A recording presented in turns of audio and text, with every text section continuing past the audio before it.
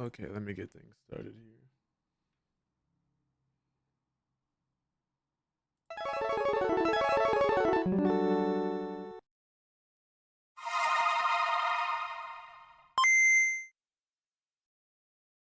No more heroes, it's hero begin. You can't tell nobody but yourself. Nothing less to do. Travis, it's kill or be killed.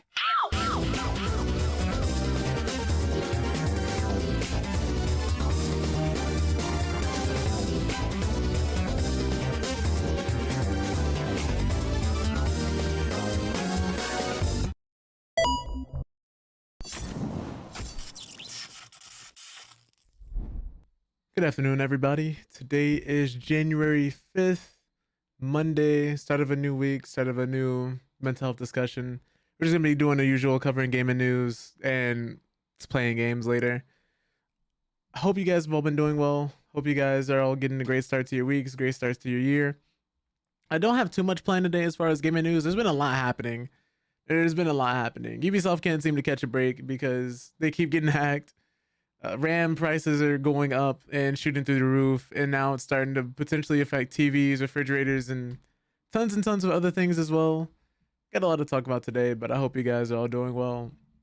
And I guess this is an important time to bring up the fact that, unfortunately, with a new year comes a lot of people who feel pressured to change just for the sake of it, just because that other people have told them that they should, or other people start changing their lives, so they feel pressure to change theirs. But I think it's important to realize that while it is a good thing to change for the most part, to switch up some things you may not like about yourself or may not like about your current situation, you just want to make sure you're doing it for the right reasons, because you want to and because it can lead you to a better opportunity. Because I think too often people get caught in that pattern of changing just to change, just because somebody says they should, or somebody says, not even somebody says, that they notice somebody else is doing well for themselves, and so they try to go through this whole transformation within just a couple of weeks, which is possible for some people, but not really realistic. I think if you're someone who wants to change or someone who's unhappy with your situation, you should probably figure out what it is that you want to change, what it is that you're happy with, what it is that you're unhappy with, and where that want to change is coming from. Because of course, if you're changing for the right reasons, if you want to do better, it's always a great thing on paper. But if you're just changing for someone else and not for yourself, a lot of the times it's not really sustainable. Which is why it's so important to know what it is that you're doing and why it is that you're doing what you're doing. But before I start sounding preachy and I start yapping too much, what was I gonna say? We are gonna get into this gaming news. We've got a lot to discuss. I don't want to spend too much time, like I said, getting preachy on the stream, and just wanted to try out some new stuff. So let me actually get into it, if I can pull this up. Now, if you've seen the thumbnail, if you've heard me talk about this before, there's something I really want to bring up just because it keeps happening. Let's talk about Ubisoft, because Ubisoft cannot catch a break as Siege has been hacked again, and players are getting banned. A popular meme: players are getting banned for 67 days, and of course that means it's a 6-7 joke. Which, if you're tired about the meme, unfortunately, I believe it's here to stay, at least for a little bit longer. Because as time goes on, Ubisoft appears to have suffered another hack of its popular multiplayer shooter game Rainbow Six Siege, with players reporting being banned for 6-7 days, as we just discussed. Now, this hack only comes a few days after Ubisoft restored Rainbow Six Siege servers after taking them offline temporarily on December 27th, following a previous hacking attempt. Yo, Trinetta, what's up? What's up? Maximus to the max. Appreciate you popping in. Nothing crazy. We're just talking about this gaming news, and I think today we're going to be playing some TFT. I was playing Tekken the other day. I finally got the Tekken King with Armor King, so I was really happy about that. So that was cool. Also, funnily enough, I was watching one of the TNSs and your name popped up under the donations. That's dope. Appreciate you out here supporting these events. Appreciate just giving out to the community. Because not everybody can do that. But yeah, it's been really fun. What is it? I'm trying to get into TFT now. I like Tekken and I like Street Fighter, but I'm kind of waiting until we get a season 3 patch or something different to shake the game up. Because don't get me wrong, I do enjoy the game. I do have fun with it, despite what the community is going through and what a lot of people on Twitter will have you believe. It's just a little. I need something different. I need something different. We're gonna take and keep Miri's. Oh, nice, nice. Hope you reach that. I'm pretty sure you'll get there. I'm pretty sure you'll get there. No one knew. She's fun. I've seen a lot of people playing her. I don't think she's for me personally, or maybe I just got to give her another shot. I might have judged her too early because I was juggling like 5 different characters that day. I didn't really feel like learning another one. But she seems a lot of fun. A lot of people who play her really enjoy her. And a lot of people say she's not really that overpowered or that crazy just because she has active punishment, active choices to make when she's actually doing her offense or defense. So that's cool. Right now, we're just talking about this Siege hack because Ubisoft ended up getting hacked again. Some people saying they got hacked 3 times. I think right now it's just 2 that we fully confirmed. This being the latest one where people are getting banned for 67 days. There's just so much going on around this game, and I think this has been the biggest buzz Ubisoft has gotten in a minute, besides everybody making fun of them for losing the studio that made Expedition 33. This is because one of the reasons is because Rainbow Six Siege has a massive online community and is one of the Ubisoft's most popular games. With a strong player base that still sees over 50,000 concurrent players on Steam alone, even 10 years after its initial launch, which is crazy when you think about it. Especially in the game that in a state that game launched in. When Siege first came out, people thought that game was going to die until they immediately overhauled it, added some things, some changes, made some adjustments, ended up being really good. And then it was on a downturn, and then Jinxie came along and breathed life into the game again. It just, with all of those, you would think they would do something to kind of capitalize on the success and pivot into something different, but not really. It's kind of in a situation where those who like Siege are staying in there, but not really a lot of new people are coming in. And I assume this hacking situation is pretty much the best publicity the game could have gotten, but unfortunately it's for all the wrong reasons. So let's see what else we have here. As such, it's not surprising for a game of this tenure to suffer hacking attempts over the course of its life. However, 2 back-to-back hacks have some players calling into question the security of Ubisoft servers. And then this is the message. You are currently suspended from any matchmaking session for 67 days due to harassment. It's just literally the 6-7 meme. And here's a screenshot. But according to ex-user VX Underground, the servers for Rainbow Six Siege have been compromised, and players are reporting logging in. You literally just read that. Let me see if there's anything here. So this is happening even if they haven't violated any of Rainbow Six Siege's community guidelines. This reasoning combined with the 6-7 day ban is a sure sign the servers have been hacked, since the number 67 or 67, I mean, has become commonly associated with the popular 6-7 meme. I knew I was gonna say it one of these days. I keep reading it as 67, but in my mind, I want to say 6-7 because I hear it so much. I just hear the meme so much, and I have to keep stopping myself from saying 6-7. He still don't get the 6-7 thing. I respond with 8-9. I don't think it's anything super in depth or in detail. I remember the video that started it all, but I can't remember if there's anything deeper than that. You know, just people going like 6-7, 6-7. That's part of the joke, I guess. But I've never looked that deep into it. I remember my nephew and a few other people going around saying it, and they kind of explained it the same way. That's kind of the meme. It's just these numbers appear a lot more than you think they would too. So this meme ends up being a lot more relevant than it ever should have been. Like you can't say 6 or 7 days anymore, 6 or 7 weeks, 6 or 7 months, 1960. Like you can't say certain years because people would just say 6-7. Now, additionally, the server status for Rainbow Six Siege, as listed on Ubisoft's website, showed that there are several unplanned issues across all platforms. And this further suggests that a major hack has occurred and is not limited to a particular platform. Connectivity is showing as degraded, while authentication, in-game store, and matchmaking are all showing as being down entirely. Some players are also reporting a synchronization failed error message when attempting to log in. This is all over the place. And Rainbow Six Siege has now been hacked pretty much over the course of a week. Because previously the Siege servers had to be taken offline by Ubisoft just not too long ago on December 27th. And it's after the hacking incident that yo, Shaggy. Years, baby. What's up, man? 3 years. Thank you so much, Shaggy, for the 3 years, bro. It's been that long. It's been that long. 3 years.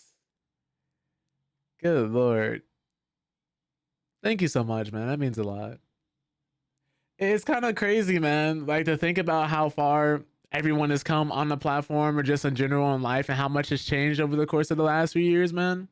Because I remember at one moment I was living in my parents' basement, had like a TV, two card tables pushed together, and a laptop to read chat on, and you know, just trying to figure out how this whole thing worked, how to not make OBS crash, how barely knowing the GPU from a CPU, and really what motherboards did for real. Before I knew really anything about tech and getting into computers for the first time, it's wild, man. How much things have changed just over the last 5 years, 6 years, 7 years, however long you want to go, and just how many people I've seen come and go on the platform.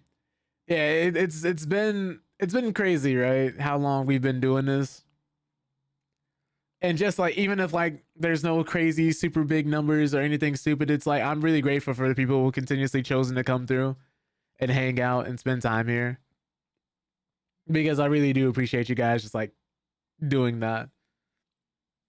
It really does mean a lot. So I'll always be eternally grateful for that. So thank you guys for being here. But what else was I gonna say? Right now we're just talking about this hacking news that Rainbow Six Siege keeps going through, because apparently the only thing worse than their servers is their security. So let me see what else we have here for you guys in this article here. Yeah, so during this incident, some players reportedly received massive amounts of store credits out the blue, which we know. Developer-only skins appeared on servers. And while the players affected by this hack may have seen the free credits as a pleasant surprise, Ubisoft quickly rolled back the transactions made using the credits from this hack without banning players who had attempted to purchase items from the marketplace using these ill-gotten credits. Oh yeah, you would have to ban your entire player base. But Ubisoft restored the servers on December 28th, which resulted in reports of increased login times and login queues because they had to slowly roll out the servers again and let people log in. But however, a week later, it seems like players should brace for another temporary Rainbow Six Siege server shutdown after this latest hacking attempt has taken hold. Ubisoft has not yet addressed this issue, and it's unclear if this banned players will have their accounts unbanned before the 67-day period is up, because they also unbanned a lot of people during that last hacking incident. What's up, Dre? Hope you're doing well, bro. Let me see here. However, given the nature of the situation, Rainbow Six Siege players will likely regain access to their accounts without serving a ban. Here's hoping. The series of Rainbow Six Siege hacks comes at an unfortunate time for the game, as Ubisoft recently launched an Attack on Titan crossover Rainbow Six Siege that allowed players to dress up as Amaru as Mikasa Ackerman alongside this Attack on Titan collab. Is Rainbow Six Siege's Operation Tenfold Pursuit, which offers rewards like the Royster and great consequence for players who complete daily challenges. Players have been victims of the 67 ban wave, may lose out on opportunities to earn these rewards, giving Ubisoft an even greater reason to deal with server hacks swiftly. Can I just ask y'all something? Is anyone still playing Siege? And if you are still playing Siege, were you hoping for an Attack on Titan collab? I'm just wondering, because this game is billed as a realistic tactical shooter, but lately has been anything but. Like Shaggy, like, right? Like, I don't like kicking games and companies while they're down, but at the same time, you have to think, what were they thinking with collaborations like these? I thought it was cool when they put Sam Fisher in here, because people have been asking for a Splinter Cell game for a long time, so it could have made easy marketing to be like, oh, hey, we're doing a Splinter Cell game as well. And then that just never happened. But an Attack on Titan collab? Not to mention when they put it in Assassin's Creed and then that ended up going over horribly. It's Ubisoft. But when I say it's Ubisoft, I also get a little sad, because this is the same company that made Assassin's Creed, Prince of Persia, Rayman, Far Cry, Splinter Cell. Like, we have all these different IPs, just I can name off the top of my head. Ghost Recon, like, we have so many different IPs from this one company. And I'm wondering, I want to say around Far Cry 3 is when they adopted that formula and started getting complacent. But even then, like, when I think about the promise the Division had and the adjustments they made with the Division 2 and how many people ended up liking that game, it's like, man, like, what are we doing? It's sad that was Ubisoft and now this is Ubisoft. Yeah. It's like watching that one person who has so much promise and so much potential and they just never achieved it. This is how I felt when I saw D Rose get injured. Because while he was still good, I'll be forever left wondering what could have been. It's the same thing here in Ubisoft. After seeing them watch and make Assassin's Creed 2, Assassin's Creed Brotherhood, Far Cry 3, like some great games just almost back to back or in like different franchises and series over the years, and come out with hit after hit after hit, just to see them do this now, and where almost every new game they make is either trying to emulate Far Cry 3 or doing some shit the fans never asked them for. I get so sad, man. Because I want to sing their praises. I want them to win. I want them to do something different. Like my friends and I, Siege used to be in our regular rotation of games. Siege used to be the game we would play when we got out of school. If everybody was off of work, if we had some free time, we would run this game. And most people who I played Siege with, some of them could not aim. Some of them never played a tactical shooter before, but it was fun and it had promise in it. There were so many different wacky things you would do. Like coming in on a map and you're entering from the very back, away from where the team is, away from all objectives, just for this level 300 Caveira to come out of nowhere and to just be there the whole time because she was waiting. I saw somebody, one of them playing one of the operatives who has like this grapple hook, just go straight into the wall and objective and just go in and then 1v5 and then came out and won because nobody would ever expect you to do that. Like all the wacky, crazy stuff you could do in a tactical shooter that shouldn't work like this, I enjoyed some of that. But I think we start going a little too far when we get things like the Attack on Titan collab and some of the other things that we've gotten in Siege since. Like, yeah, Master Chief is cool, but also why is he here? Why is John 117 in Rainbow Six Siege?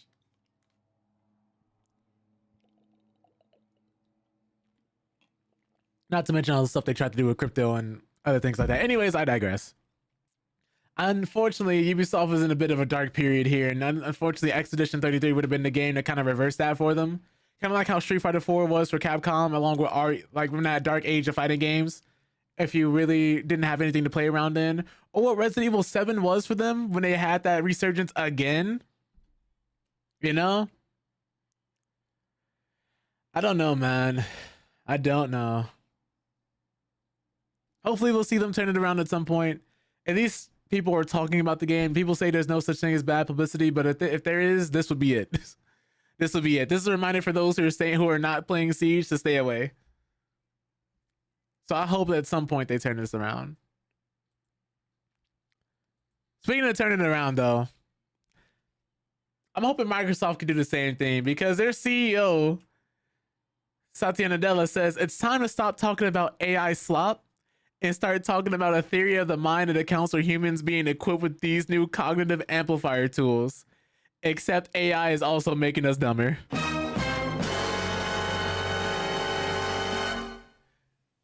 Corporate jargon for please stop calling our work AI slop. Because that's what it is, AI slop. Let's get deeper into this, shall we?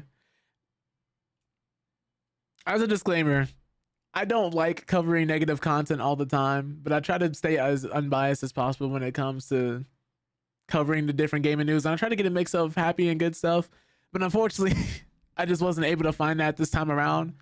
So I do apologize if the news is a little more negative than normal today. So let's get into it, though.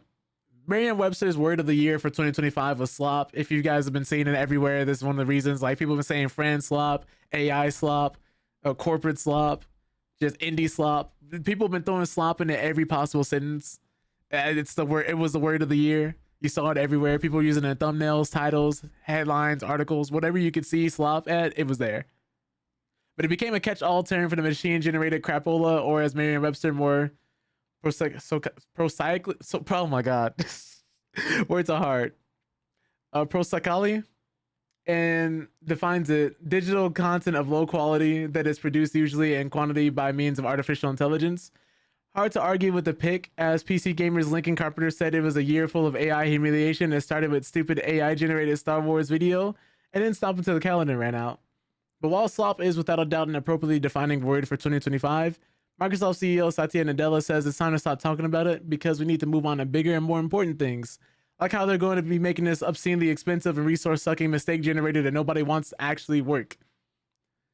And we have moved past the initial phase of discovery and are entering a phase of widespread diffusion. And we are beginning to distinguish between spectacle and substance. We now have a clearer sense of where the tech is headed. I highly doubt that. But also the harder and more important question of how to shape its impact on the world. The thing about this is, I don't know if you guys saw it, but I think it was the CEO of ChatGPT coming out and outright saying that he could potentially see AI ending the world and chose to make the technology anyway. I don't know if you guys saw that interview, but I thought it was crazy as hell that he just outright came out and said that. And everybody, nobody like in the audience booed him or anything about it. Everybody just like let him say that. But anyways, Nadella listed 3 key points that the AI industry needs to focus on going forward. The first of which is developing a new concept of AI that builds upon the bicycles for the mind, which is a theory put forth by Steve Jobs in the early days of personal computing. And what matters most is not the power of any given model, but how people choose to apply it to achieve their goals. We need to get beyond the arguments of slop versus sophistication and develop a new equilibrium in terms of our theory of the mind that accounts for human beings being equipped with these new cognitive amplifier tools as we relate to each other. This is a product design question we need to debate and answer, as he said before. The thing about this is, if AI offered way more pros than cons, I could kind of see what he's trying to do here, but this is just damage control and PR management. He's trying to get people to see AI in a different light and trying to get people to ignore the fact that it's killing the planet, making us dumber, and affecting all these different communities, as well as putting people out of jobs. Granted, I do think it has its uses, and I do think it would be a lot better adopted if it didn't affect us the way that it did. If it was regulated, if there were some checks and balances on AI, then I could see us maybe potentially using this for what it was supposed to be used for. But that's just not happening, which means I can't support this. People are using ChatGPT to ask us, oh, ChatGPT, should I get married? ChatGPT, what should I eat today? ChatGPT, should I work out? Like, people are trying to marry these AI robots and trying to use ChatGPT as a therapist. I can't support it. I can't get behind it. Don't fight the future, Max. I'm gonna get my Wally human support system hover chair now. Oh my god.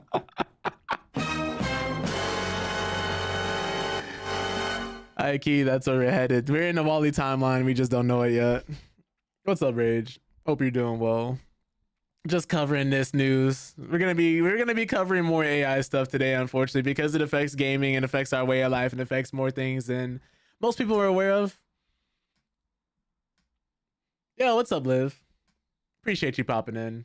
We're just covering this article from the CEO of Microsoft about AI, how he wants us to stop using the word slop. It's hurting the CEO of the $1 trillion company's feelings. So, you know. Let's see here.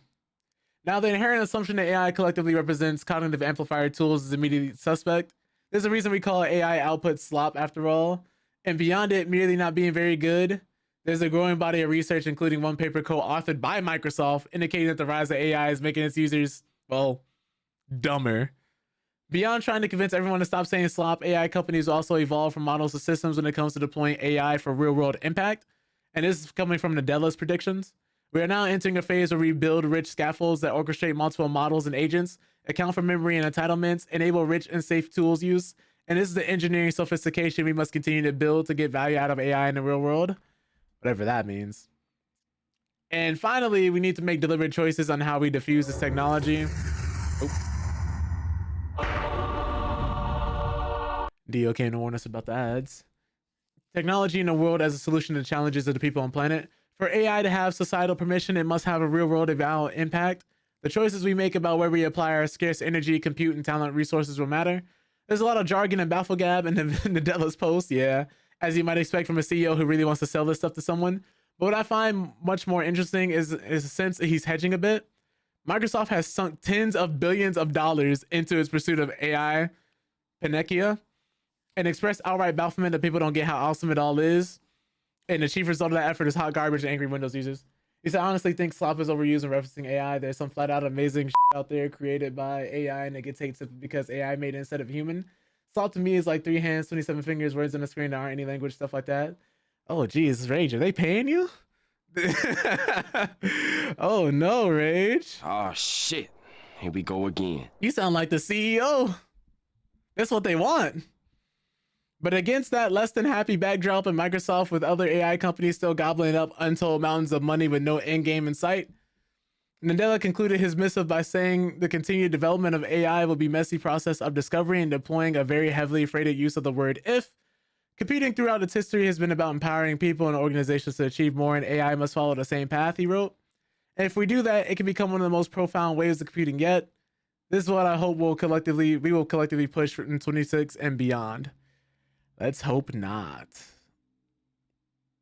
kind of crazy that everyone's saying we don't want this technology. As much as it promises to do much better for us, the issue is it's overpromised and underdelivered. Again, I see what he wants us to think this technology is doing and what he wants us to convince us that it's doing. The problem is it's doing about 10% of that and 90% everything else. That's the issue. That's why I can never support AI. That's exactly why. Highly unfortunate. It's being forced on people. A lot of people do not want it. It's putting people out of jobs. It's killing the planet. And when it is being used effectively, it's not even on the massive scale where you would have it be valuable for the average consumer, which is who they're trying to push this to. But it's really just big giant corporations using it in an incredibly irresponsible way. Speaking of that, we're actually seeing more consequences about that. Because it's getting so bad, no one can escape the memory shortages. And this is coming from Samsung's co-CEO, claiming that the fallout will also reach TVs and home appliances.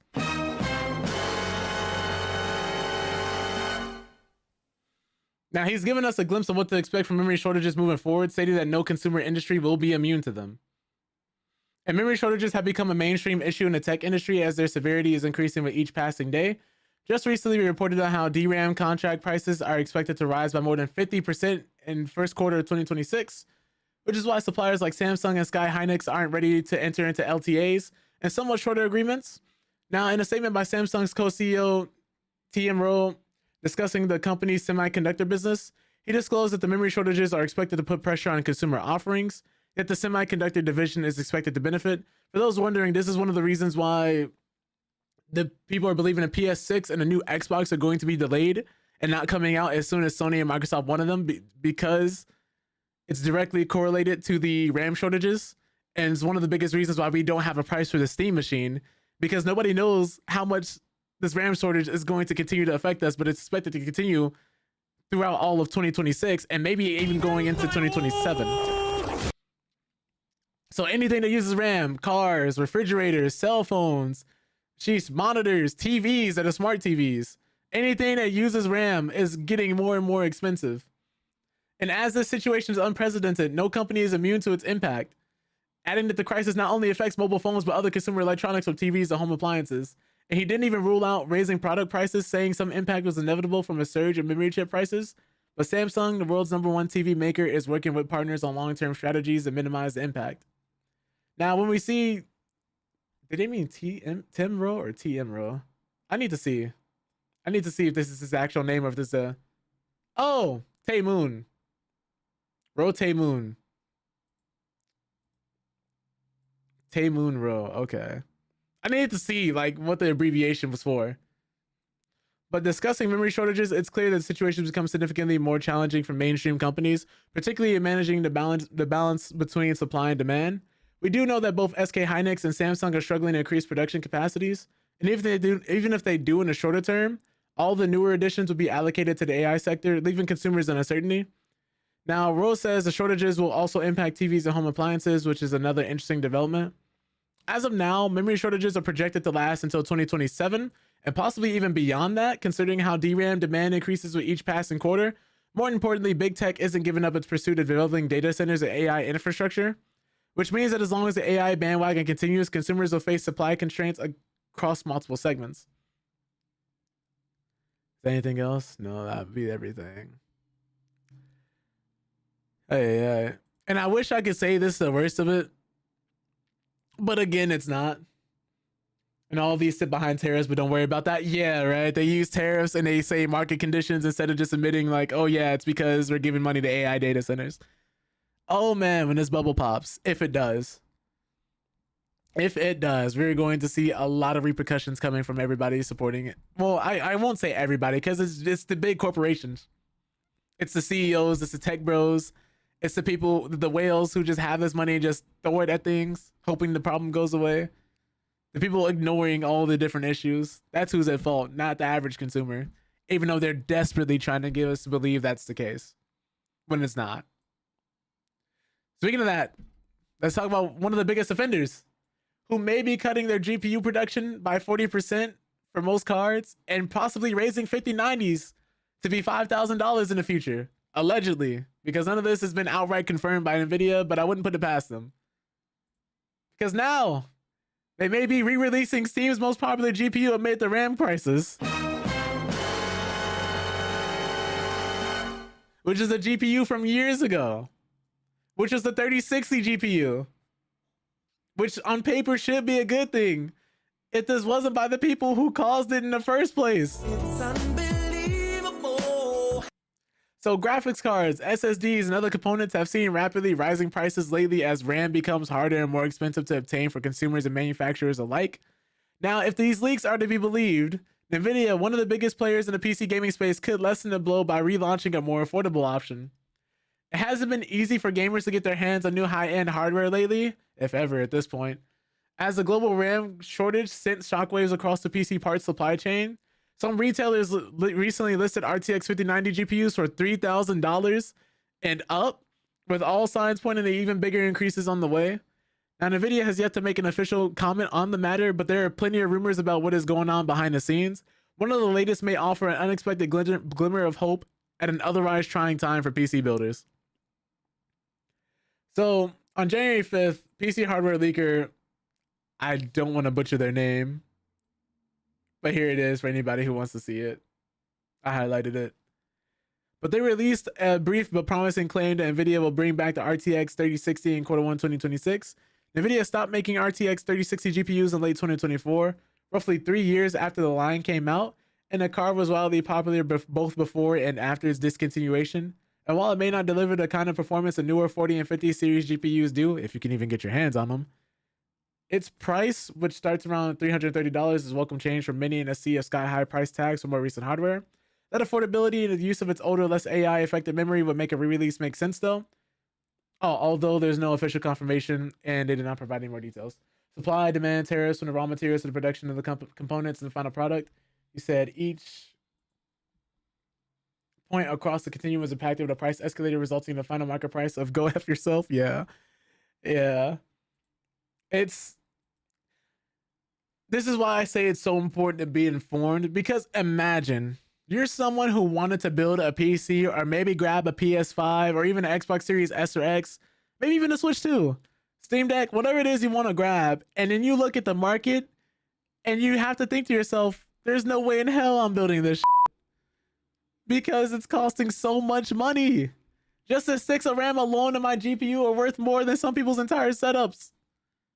Almost mine included. It's crazy. It's getting out of hand. Where does it stop? Because it's not like once the market regulates itself that everything always goes back to the prices that it should have been at. Well, some things do. You do have issues where some people are like, oh, okay, well, they were paying this price before when the shortage was up. Like, let us, instead of charging people an extra $800, we charge them an extra $500 instead and be like, oh, hey, here's the market correcting itself. If you're not informed, if you don't know what the MSRP is supposed to be, even if you have money to burn, you might end up being a victim of somebody who ended up getting price gouged and not even knowing it. Because you're just thinking like, oh, I have to buy it at this price because if I don't, it's either going to get more expensive or it's never going to come down. And I say this all to say that you may feel helpless. You may feel like there's nothing you can do. But I want to say there is. And you can start by not buying this shit. That is the best thing that you can do. If you notice prices for PCs and things like that nature, if you're someone who wants to get into the market but doesn't want to pay these prices, don't. Yes, corporations are still going to buy things up. Yes, companies are still going to try and convince you to get things on a deal, on a sale, but do not. I promise you, one of the best places you could look, as long as you do your research and you're thorough on the sellers, try things like maybe eBay and Facebook Marketplace, any type of secondhand selling site if you really can't wait. Because even then, it's not a guarantee, but you might get a deal. Maybe something refurbished. But I say be very thorough because you never know. There was just somebody who bought Corsair RAM, 2 sticks of RAM, and instead of receiving his actual RAM, brought it brand new straight from Amazon. He was supposed to receive his RAM. He got 2 sticks of clay. They were formed to look like RAM and mimic the weight of his actual RAM, and he never received the RAM itself.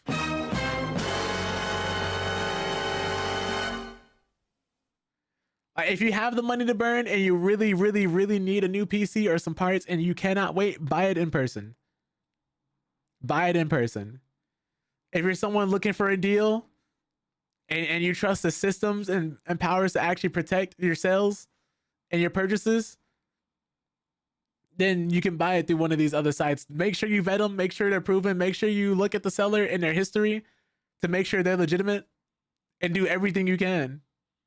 Because it's rough right now, and it's going to be rough for a hot minute.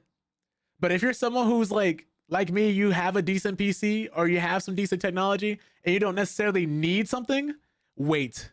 Just wait. Please wait. I'm begging you. He said, oh, that's like those fake SSDs that were just a shell with the flash stick in it that were going around at one point. I remember that. Yeah. Like these Amazon drivers and UPS drivers, I'm not saying it's all of them, but I'm saying, like, if you're not in there making the purchase yourself and you can afford to, just wait. Just wait. Because I know there's some people who are probably going to hear this and be like, you, I'm going to go buy it anyway. And, you know, that's perfectly fine. It's your prerogative. You're grown. I'm grown. You don't have to listen to me. It's just a concerned third party who doesn't want people to get scammed or end up spending way more money on something that they shouldn't. That's it. So take my advice with a grain of salt. Just putting some other things out there that may or may not help someone who's curious about this. But I almost always try to buy tech in person if I do want some tech. And I almost always try to get it brand new. Let me see here. Is there anything else here? They didn't provide any more details. Now, despite the lack of specifics, their statements do carry some weight. Considering the leakers' history of accurate claims in the past, they'd correctly leaked NVIDIA's RTX 5050 releasing in July of 2025. And they also predicted a delay for the 50 Super series of GPUs, which seems likely in light of how NVIDIA has confirmed it's not showing off any new GPUs at CES 2026. Relaunching the 3060 could also help the company maintain sales and stay in the public's good graces despite rising RAM prices, especially amid rumors that NVIDIA will cut production on the 50 series GPUs to account for the costs. Now, if NVIDIA does resurrect the 3060, the GPU wouldn't be totally immune on rising RAM costs as it still needs memory affected by a shortage. However, it does use DDR6 rather than more expensive DDR7 and notably uses far less RAM than NVIDIA's new graphics card series. According to the most recent Steam hardware survey, the RTX 3060 8GB is the most popular GPU today. And those 8GB GPU are far cry from the 50 series, which can use as much as 32GB of VRAM. Even if the re-released 3060 comes with a higher price tag than it did back in 2021, those lower specs would mean it'd still be far cheaper to produce than a 50 series or 40 series alternative. And this move would make sense beyond catering to price-conscious consumers. Rising RAM costs affect companies like NVIDIA too, with Samsung reportedly doubling what it charges manufacturers for DDR5, as it reserves more of its memory production for AI use. Pivoting to focus on making lower-spec GPUs could also lower NVIDIA's own expenses to help it weather the storm. Of course, the 3060's return is just a rumor for now, so gamers will need to wait and see how things play out. So that's going to be mainly our news regarding AI and graphics cards and what CEOs are saying. Everything else from here on is just straight up gaming news, but this is news that also affects gamers and PC builders and people, just the average consumer. So that's why I included it, just in case anybody was wondering. And we got some good news, but y'all may or may not like this. Because apparently Lionsgate has confirmed AAA John Wick and Saw games in development.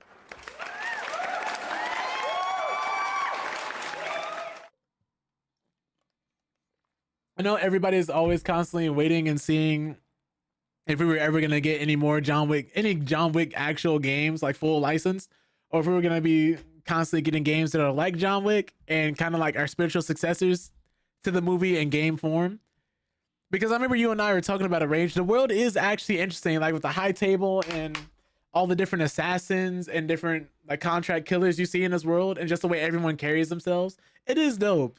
And I don't know if anybody remembers playing the Saw games. I remember the first one being pretty well received, but the second one not so much, if I remember correctly. They had some interesting concepts and some premises, but just didn't execute that much. But I do know some people who do like them. So this is why I wanted to cover this. So now, for years, fans of the high-octane gun fu franchise, John Wick, have been crying out for a decent game tied to the series. The nature of the film franchise almost writes itself as a video game, but despite a couple of low-budget titles, nothing has really emerged from the space. And during a recent earnings call, Lionsgate chairman Adam Fogelson confirmed that a AAA John Wick game is in development and will officially be announced soon. He also mentioned that a new Saw game is also incoming, the first of 2010's Saw 2 Flesh and Blood. And the recent earnings call at Lionsgate gave way to a solid revelation.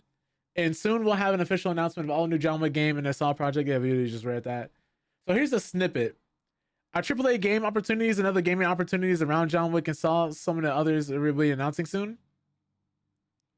It was further mentioned that Lionsgate has acknowledged the increased interest fans have in adaptations of the popular franchise under its belt like John Wick. What's not clear is what a John Wick AAA game could look like.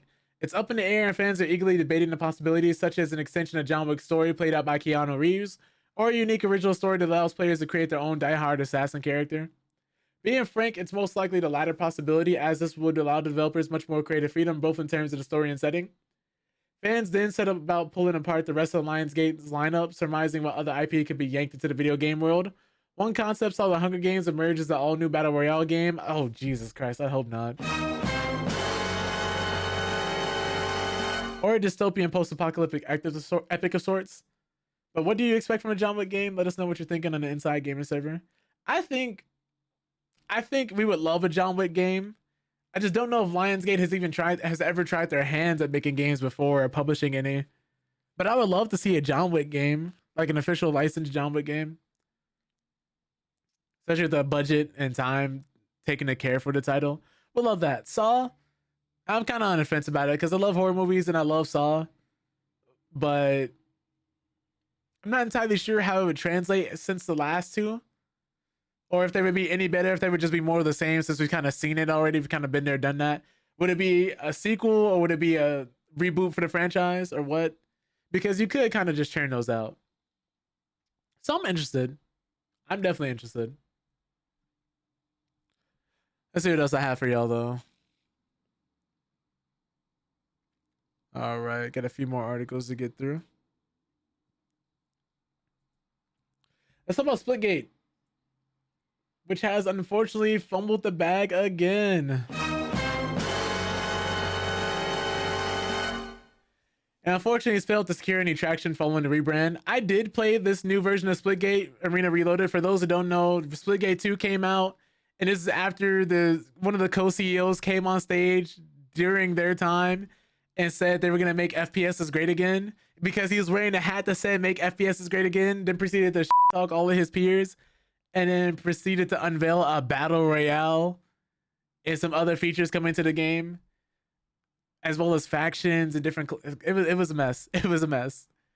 It did not do the game any favors. One of the worst PR marketing stunts you possibly could have seen, at least in the modern era now, recently. I'm not going to say it was the absolute worst, but it just didn't do the game any favors. And similar to Multiverses, the game came out unreleased and came back again and unfortunately flopped again. But let's get into it. Let's read the article. Because Splitgate has had a rough couple of years, from the support ending on the more successful first title to the second game launching amid a wave of controversies. The problem for 1047 Games and their portal-toting shooter began very early on. Following a catastrophic downfall, the team relaunched Splitgate 2 under a new identity, but that too has proven to be a failure. I did play the remade one and it was fun, but it's just, I don't think it was enough to recapture everybody who left the first time. Now, what was once dubbed the game that would make FPS great again has also been reduced to a title and life support. Only a few hundred people are playing on some platforms. Nobody's interested in watching the game on streaming sites, and the sentiments are lower than ever.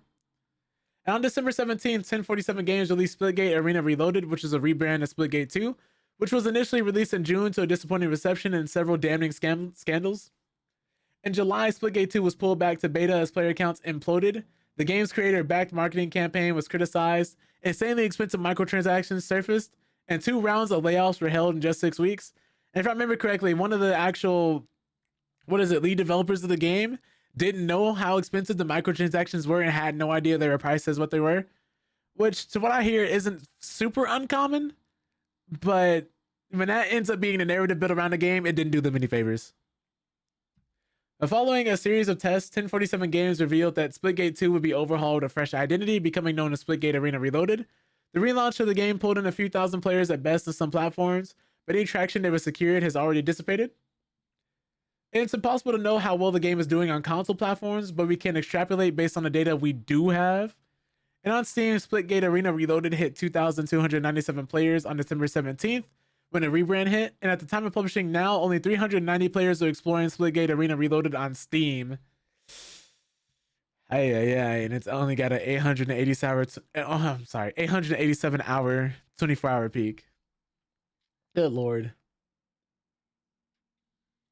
And while some of the most recent reviews stress positivity about the changes applied to the game, myself included, I actually do like the changes they made, and I did have fun when I went back to play it, but it just couldn't keep my attention.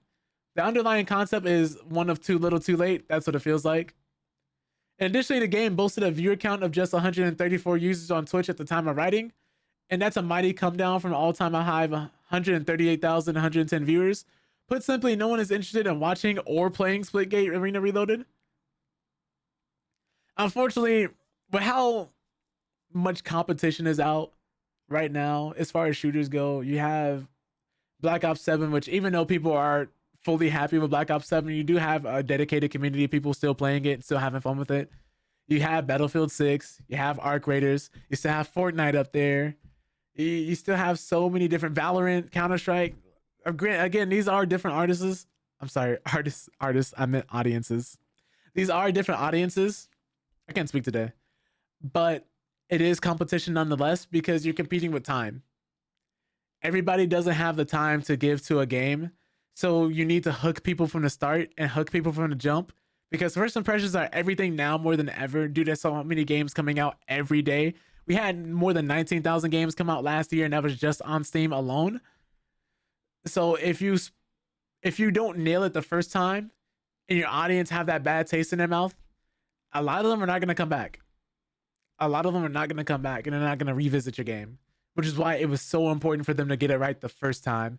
I think had Splitgate Arena Reloaded been the first product they dropped, and then they didn't do the horrible marketing they did that one time when the co-CEO came up on stage and did what he did, the game would probably be in a way better state now than it was before.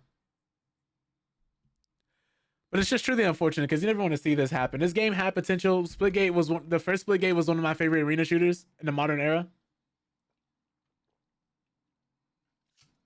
because it was literally just Halo or Portals. And that was literally the whole design philosophy behind making Splitgate. They played a lot of Halo, they played Portal, and they just decided to combine the two concepts. Gave a lot of freedom, gave a lot of approachability, gave a lot of different creative choices you can make while playing this game, which just aren't in other shooters. It was unique, it was different, had its own identity, and it still does. Unfortunately, it just can't recapture lightning twice. One thing that isn't an article, and one thing that I don't want to talk about too much in depth was something I just found hilarious. That's all Riot Games. Because if you're someone who's currently addicted to League, maybe spend a little more time in Summoner's Rift than you would like to admit, then you probably experienced this yesterday, and I'm going to tell you why. So for those who don't know, League of Legends had a global login outage yesterday, and the reason wasn't some big hack. It wasn't the data centers going down. It wasn't a catastrophic failure or anything like that with their technology. No, they forgot to renew their certificate. It's unbelievable. This company that makes billions of dollars every year let their certificate expire, which made players end up getting locked out of the system. So people had to come up with a solution by logging into your Windows and rolling back the date and time to the previous day so you can actually log into League and then play it. Somebody's getting fired. You said this is very common, Dre. Is it? Oh, Lord. You know, from Riot, I'd expect it, but from other companies, I don't have that insight, unfortunately. This is hilarious, though. So, yeah, League of Legends was down worldwide yesterday, for those who didn't know, due to this. And Riot confirmed the issue, disabled rank queues, and players found a workaround eventually. So, League of Legends is Riot Games' successful and well-known MOBA with over 130 million monthly players. And that all came to a halt yesterday as the widespread login outage prevented millions from accessing the game. You said you get a case every 3 weeks? Jesus. That's insane. But let us forget a bill. And all of a sudden we're the bad guys. Let me stop. Reports surged on Down Detector, peaking at over 7,000 complaints, with 81% citing game launch failures and the rest server connections or crashes. Players worldwide from North America, EWU to EWU, EUW, I can't read today, faced frozen clients stuck on loading screens, failed authentications, and an inability to open up the Riot client. Now, this is coming on the back of them saying that they're going to be doing a complete overhaul to the Riot client in 2027. They're overhauling the Riot client. They're overhauling Summoner's Rift. They're overhauling quite a lot that has to deal with the game. And I'd imagine that this is just free PR on why they should be overhauling the Riot client. I've had friends who still play League. Well, I have friends who still play League. And one of the biggest things they say is this Riot client is so shit. It's so bad. We're talking about no matter what specs you have on your computer, the first game they booted up for the day, the game crashes.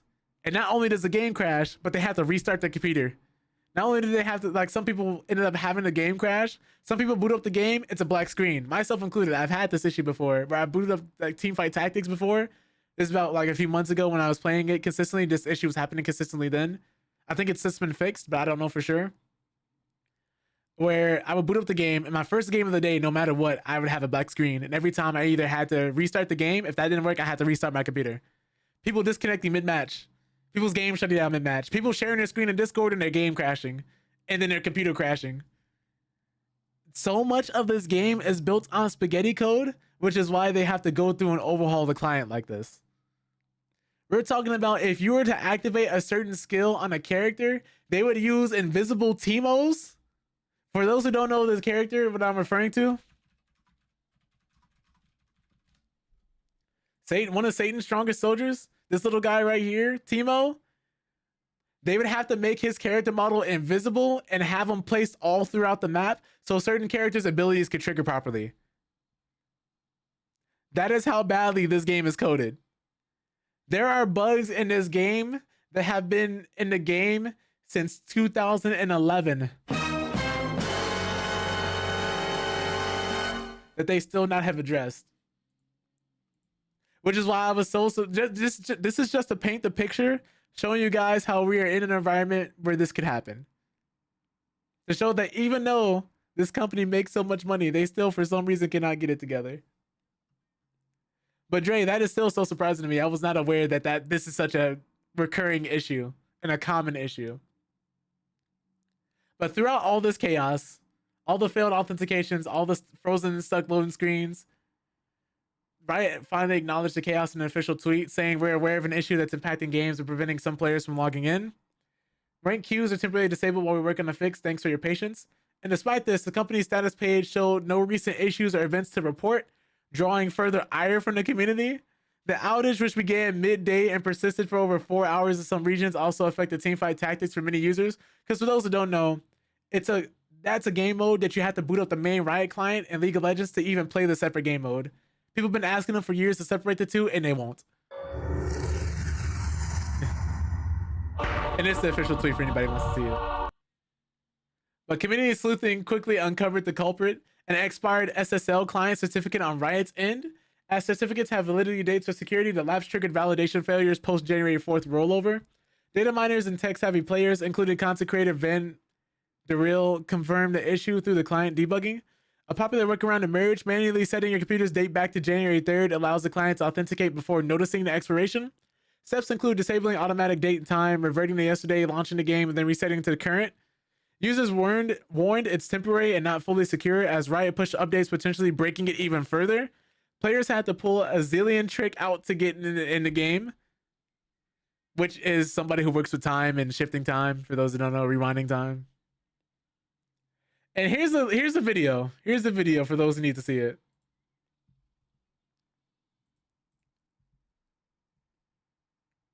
Saying League of Legends just died. And here's what happened when you try to log in. I had the same issue because I tried to build up yesterday, but not to play League, to play TFT. I'm a reformed League addict.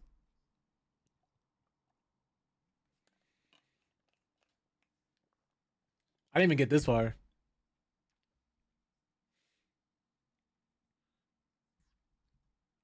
And here it is. Here it is. Issued on Thursday, January 7th, 2016. Expires on Sunday, January 4th, 2026. With a certificate, the public key. Oh my God. After 10 years. They had the secure hashing algorithm in there as well. And he had to show people the fix. A player from the community had to come forward and come with a temporary fix. The community had to do one because Riot couldn't. And they had to go back and rewind it for people.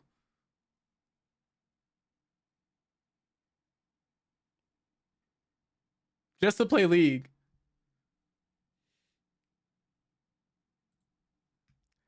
But yeah. Streamers and casuals alike vented with posts like, I can't open League of Legends. Thousands of likes amid the Prime Weekend gaming window. Some speculated ties to broader Cloudflare or AWS glitches affecting services like Overwatch 2 and Valorant, but they were all wrong as League of Legends issues appear to be isolated to the cert fiasco. And it's American Dad gif here. But this is not Riot's first rodeo with a client woes. Past patches have sparked similar login queues and Vanguard anti-cheat hiccups, but an expired cert stands out as preventable embarrassment. As Season 16 ramps up with fresh patches, the timing exasperates tensions, especially with ARAM mayhem ending soon. Temporary fixes like repairing via hex text tool or full reinstalls did not work for most players. As of right now, some regions reported partial recovery. Riot continues to deploying back-end fixes, urging patience. For now, affected players can monitor League of Legends or down detected for ETAs in a live service era demanding 24/7 uptime. This glitch underscores the fragility or even juggernaut titles through the community's quick hacks. Though the community's quick hacks kept the memes flowing. And speaking of recent live service fiascos, Rainbow Six Siege was recently hacked again, which we talked about earlier. People plaguing them with the 6-7 meme and banning players for 67 days. I don't know. For me, I hope this convinced some people to maybe put League down, go touch some grass, and get away while they still could. Because I know some people have uninstalled the client and are not going back. Which I'm happy for them. I am happy for them. I hope one day they separate the TFT client, man. We also had a tweet too, showing people like the reason why people couldn't get in. Another photo for those who haven't seen it. And then a gift to go along with it. It's kind of crazy, man, how much money this company makes and how widespread of an issue this is. But speaking of widespread embarrassment, it's about Highguard. Because Highguard could be dead on arrival as gamers fear a flop is inbound. If you've seen Concord, I'm pretty sure you're thinking this right now. Oh shit. Here we go again. Because people are calling this Concord 2.0. Some people are saying we already had Concord 2. This is Concord 3, which is just one of the most unfortunate scenarios to find yourself in marketing wise. Because since they've dropped a tweet about the game, they've been radio silent. We have not heard anything else about this game. And this game comes out in a few weeks. This game drops this month in January. And we have not heard a thing from the PR team since that unveiling at the Game Awards. So it was always going to be tough for Highguard to succeed after the anticlimactic reveal it experienced during December's The Game Awards ceremony. Many millions of viewers sat through hours of trailers and speeches to see what the final reveal would be, and then high guard gray screens worldwide, falling somewhat flat and leaving gamers disappointed. High Guard is a new PvP shooter from former Apex Legends and Titanfall developers, and it's set to drop in just 3 weeks. Aside from the prestigious trailer spot at the Game Awards, almost nothing has been shown, revealed, discussed regarding the game that many have dubbed Concord 2.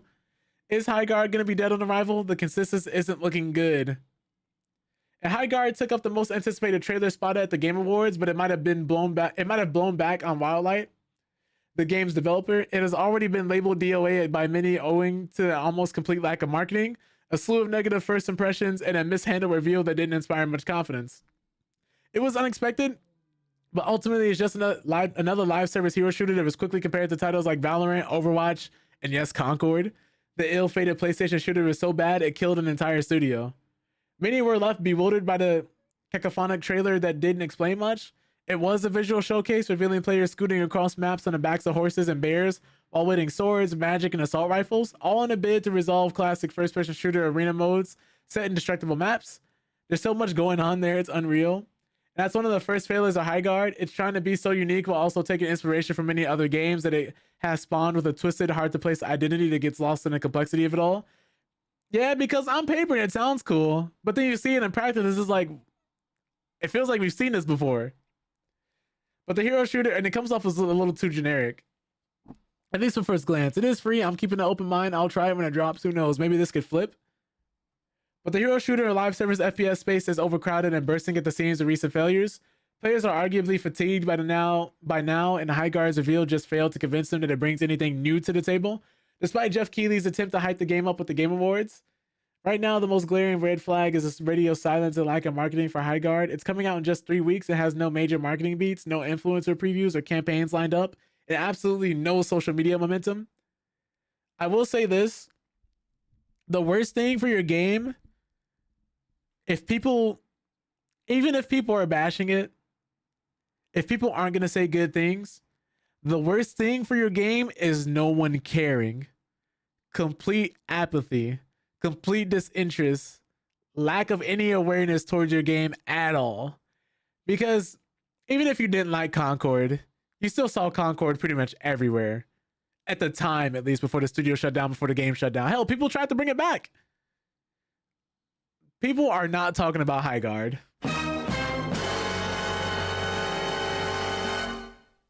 So far, the consensus has been, at least if you're on Twitter or any form of social media, this game looks like it sucks, and then people stop talking about it. This looks like Concord 2, and then people stop talking about it. But on Steam, the game just boasts less than 8,000 followers at the time of writing, which is a pinprick in the user base compared to other similar titles. It echoes Concord, which only had a few thousand before it launched in August 2024. Even a cursory glance at High Guard on the search engine trend platform reveals nobody is curious about the title. The official channel uploaded the game's inaugural trailer on December 12th and has garnered just 90,000 views at the time of writing. It has an overwhelmingly negative like to dislike ratio, 89% dislike. IGN managed to get 400,000 views on the same trailer, but that came with a 92% count of dislikes and an alarming number of negative comments. ChatGPT generated hero shooter fantasy elements. This is outdated when the developer first imagined it. Oh god, I thought people were joking. It actually does look like Concord. It are just some of the sentiments behind this game. The game's fan created subreddit has just 113 members. And on there, most of the posts concern questions about the lack of updates from the developers. One user wrote, either the developers are stupid or this game is getting delayed. I feel bad for the people who have to go through and read that, man. Because on top of people not being excited, on top of people not caring, the people who do care are just bashing it. And it might boil down to the backlash being more emotional than anything else, as many have written the game off without seeing raw gameplay and without trying it out for a single second. Perception is reality in gaming, but the community is firmly unconvinced, and that might drive prospective users away without giving this free-to-play shooter even a first glance. That's literally what happened to Concord. Even I played Concord, I enjoyed Concord, I don't regret my purchase on Concord. I did end up getting a refund for it when it shut down, but I had fun with it. I enjoyed it for what it was. Was it the greatest thing in the world? No. Was it gonna blow anyone away? No. But I found the world interesting, and what it was decent. But this game is free. Concord had a price tag. This game is free. I think you'll have people who try it, But unfortunately, if it ends up not being decent or I can't pull people in, I see this immediately dying shortly thereafter. At least me personally. What's up, Cam? We're talking about potentially another Concord. Sadly. Hope you're doing well. We talked about how the siege hack, AI data centers and stuff is causing increasing prices of RAM, how Microsoft CEO wants people to stop using the word AI slop. The term AI slop, I should say. Bunch of other things, just some John Wick games potentially coming, a Saw game coming. Nothing too crazy. But unless Wildlight Entertainment pulls off a rapid and aggressive marketing campaign to compel users to invest, the narrative of High Guard being dead on arrival might be a prophetic one. And that's what's similar to Concord. The reason I brought up playing Concord and experiencing Concord is because the perception of that game was nobody was playing it, and it became reality. Slides down, pull upside down, spinning to the stream. Hey everyone, okay, Nia, I see you making the entrance. But I say this to say that if you do not get in front of the marketing for your game and you don't immediately tell people what your game is and give them the accurate representation of what it should be, it will end up like Concord. Granted, the hero designs for Concord were generic, but that's something they could have fixed. And that's something that even the community was giving them suggestions and ideas for and going out of their way to fix themselves. And that world was interesting. I do think had it been given more time and had they gotten in front of the marketing, had Sony actually marketed it, because that was a big issue too. Sony did not support that game at all. It would have done better. Maybe it still would have failed, but I don't think the sentiment around it would have been that nobody's playing this shit. Because we saw one screenshot get posted. I think it was like 697 or like 800 people in the game, and people were like, oh, no one's playing this, I'm not going to play it. And then that became the narrative. That became the perception. That perception became reality. Because the game wasn't promoted, which means nobody knew it was out, which meant nobody played it. People thought it was a bad game, so nobody played it. They thought that's why people weren't playing. It was decent at best, to be fair. But I see similar circumstances surrounding this game, but worse, because they hyped it up by saying coming from developers behind Apex Legends and Titanfall, which already set the bar up here, when really they should have kept the bar set somewhere around here, 50-50 in the middle. I wouldn't have put that in the marketing because it digs a hole. It gives an expectation. That means people are expecting a spiritual successor to Titanfall in some way, shape, or form. Because the only reason we didn't get Titanfall 3 is because of how popular Apex Legends was. They were working on it and they canceled it because Apex Legends was so successful. So when you come in and say these are the same developers who worked on those two games, immediately you're thinking Titanfall 3 without even noticing. So when you see this generic hero shooter coming out of the market in an already oversaturated market for a genre nobody wants, similar to battle royales, and it looks like it doesn't do anything dramatically different to justify its existence off rip, people are immediately going to decide that your game sucks and they're not getting it. The biggest saving grace for this game will be that it's free to play, and I'm hoping that it ends up being a lot better than it looks at first glance. It does not pass the eye test. I'm hoping this game ends up being good. The problem is, I believe even if it does end up being good, this narrative is already formed around it. I don't think people are going to go out of their way to play it. Because unfortunately, I like to give corporations a lot of flack and like paint them out as being the bad guys all the time, when really it's more like a 70-30 split. Because consumers are still responsible for the current circumstance when it comes to business and gaming and things like that. People say they don't like things and they go around and buy them and then won't try anything new. I think gamers are the only form, what's the word for, of hobby enthusiasts where you have to go out and outright convince them to do their hobby, to try something new, to try something different. And unfortunately, we have a game like this that's probably not going to break that stereotype anytime soon. But our last article of the day, let's talk about it. Another game that unfortunately had a good chance to succeed and was failed by EA. Anthem, if you want to play it, if you wanted to maybe go back and experience some memories, think about what this game could have been, you've got 1 week left to play it.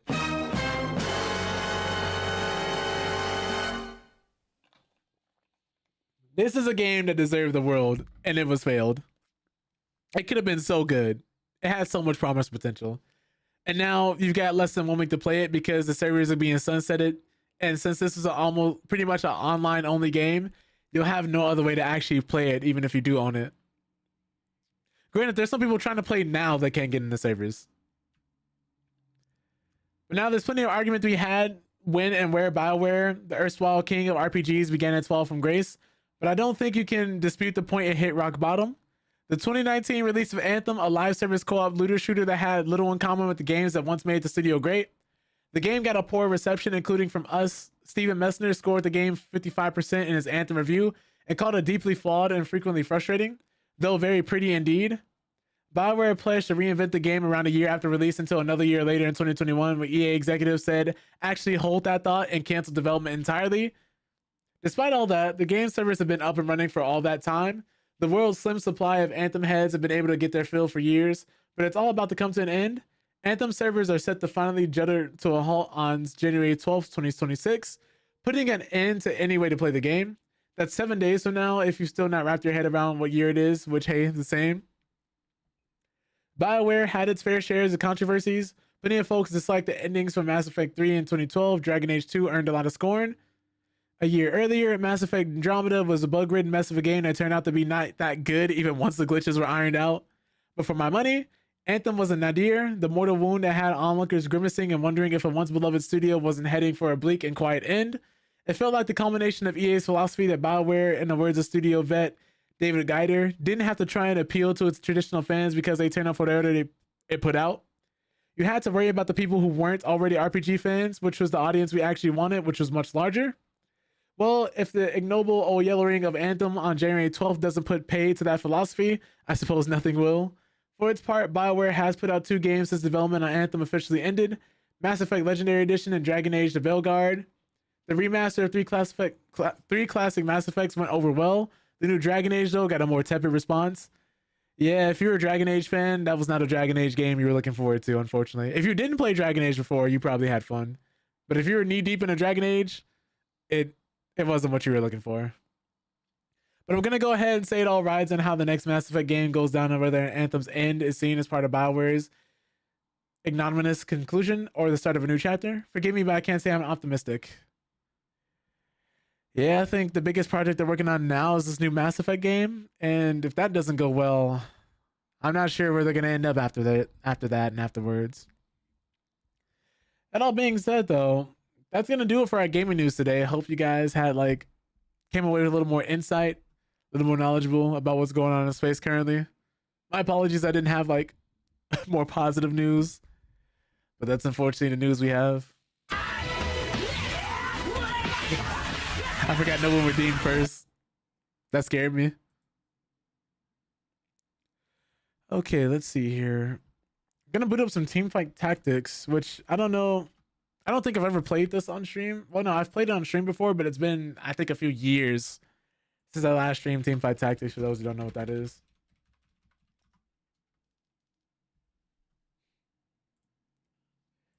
It's pretty much like an auto chess game with a League of Legends skin. It has some collectible card game elements as well. Very fun. Very fun.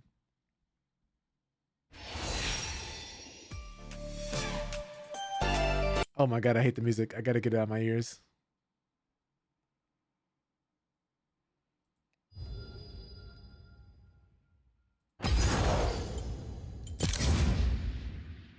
I'm trying to learn and wrap my head around how to actually play this game though.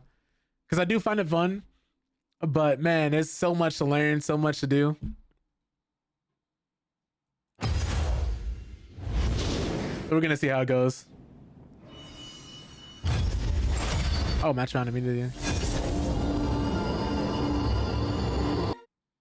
I do find it very fun though.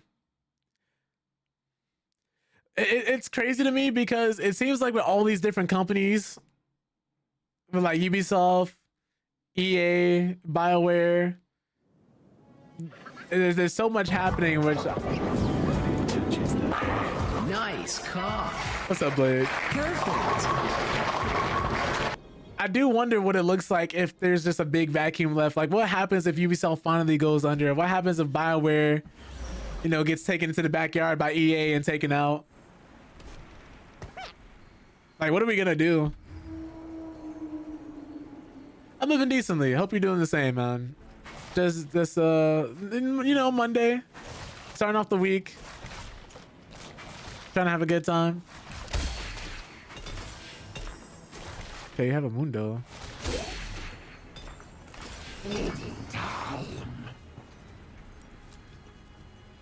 Yeah, I hope you're the same. I was just talking about some gaming news earlier, how Ubisoft servers keep getting hacked.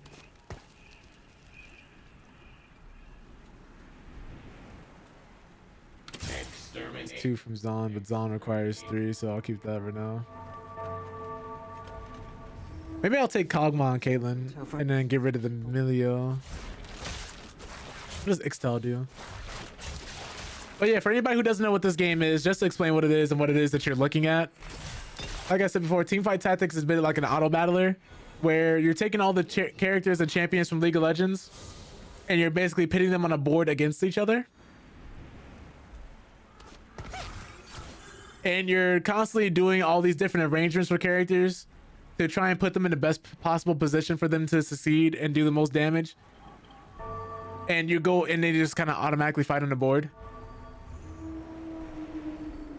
So it's like every fight you get these new characters to pick from and they all have these different traits. If you match up characters with the same trait, you have these different effects. Like some characters do more damage the farther they are away.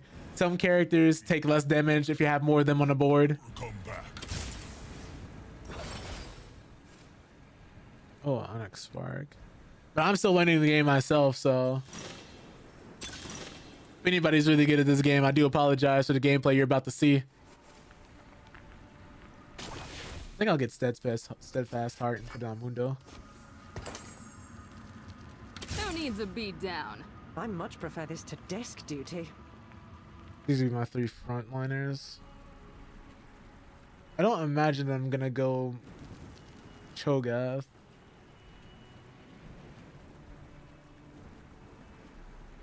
I don't have any other items I want. But yeah, what was I saying? I'm sorry, I was yapping. I kind of got lost in the yap. But it's very fun. It's a lot of strategy involved, and you can. Who called the car? Hey, yo, T!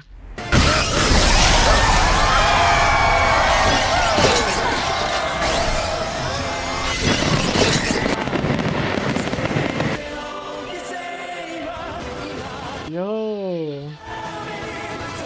Oops. What's up, T? Hope you're doing well. Appreciate you stopping by. Let me get you a shout out here.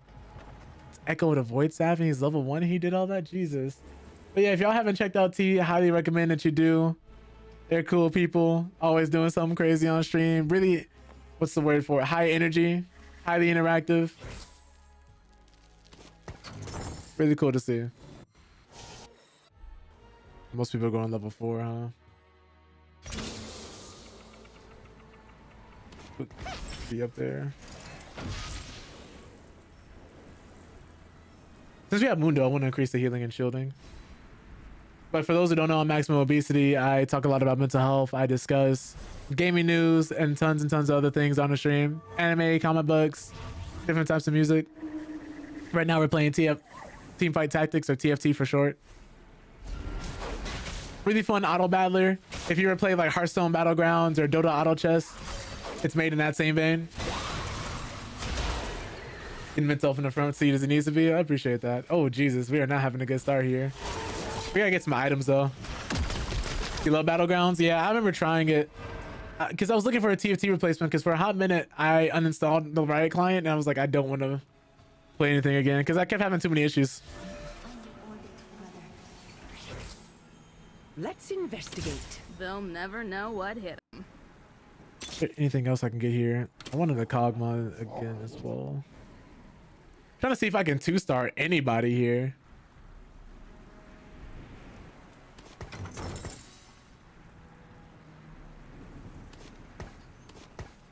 But I don't think I'm gonna get what I want.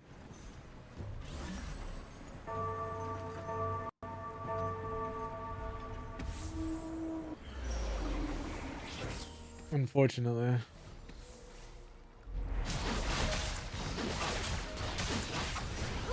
Oh god, where is everybody getting these items from? We're not winning this, I think. Yeah, no, they have a Tryndamere. And what does he have? He has the Spear of Shojin and a Darkened Bow? Yeah, no. I see we have some real demons in this lobby.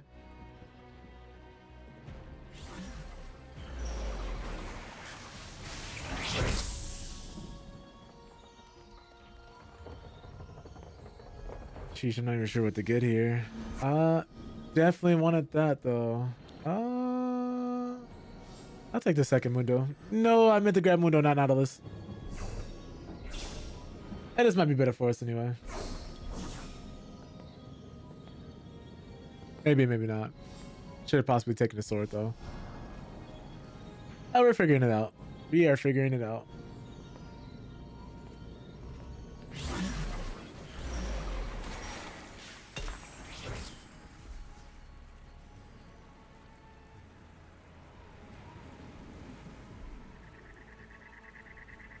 Give it to him, see if we can get anybody else. Another Ash.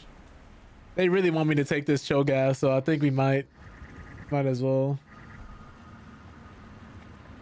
Just Rizondu.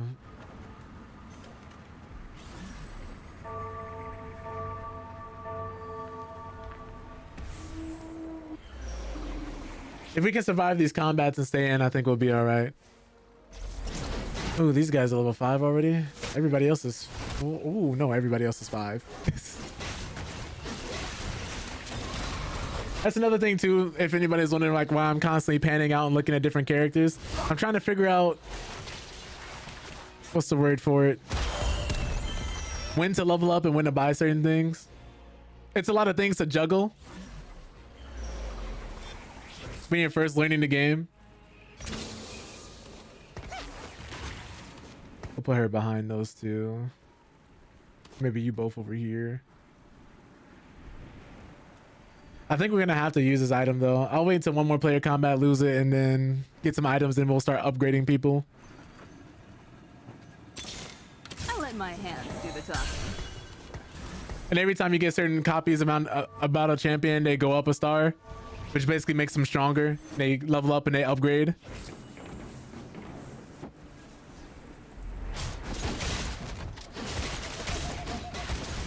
So like right now we have different traits like Zon, which basically means people become shimmer fused after 4 seconds. And they what's the word for it? They get more durability and more attack speed. So they're literally giving people a bunch of people the equivalent of cocaine mixed with steroids, and then they get stronger every 4 seconds. Then long shot, which people with the long shot trait, if you have more of them, the farther they're away from a target, the more damage they deal. Then Piltover, if you've seen Arcane, that's one of the cities from the actual show.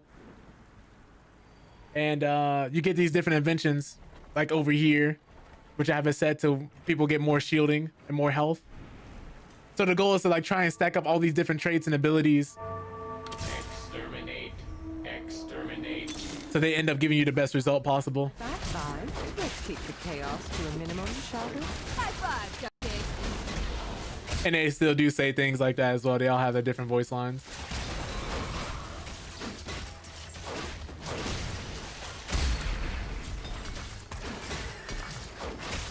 I don't think we're going to use Kiana. Nope. And all these different icons at the top let you know what type of round it is. Anytime you see a sword, you're fighting another player. Anytime you see a card, you get an augment. Anytime you see this cog wheel, it's a carousel, which is where that circular thing was, where you get a choice of like different champions and different characters. Let's do that, and then what do we get if we can? Do you take Last Whisper? I don't think you do, but we need some type of item on one of y'all, so I'm gonna give you Rage Blade. We need something. I would stand I have to upgrade. I have to give people items eventually. I can't just sit here with no items. I let my hands do the talking.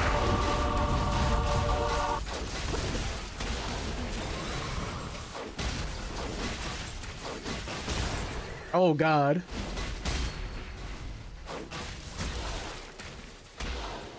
So yeah, We need to slowly upgrade these units.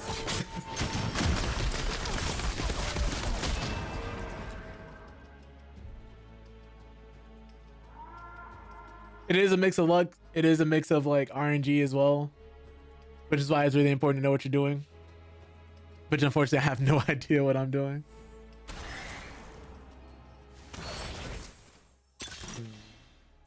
One of 4 artifacts, 1 of 3 components. I guess I'll choose artifact. We need something. Rapid fire cannon.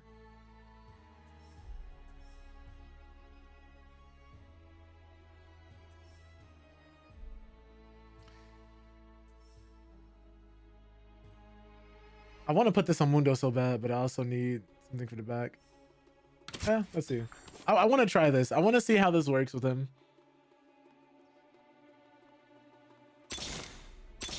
Anything? No, okay. I know we're not using Ash, but we might use the Philios.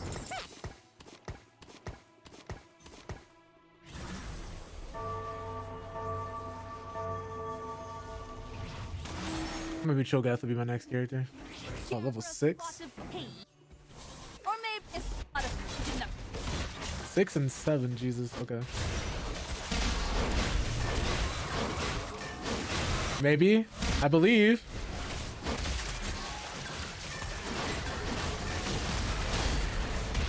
Oh no. This is the echo we lost to when we first started.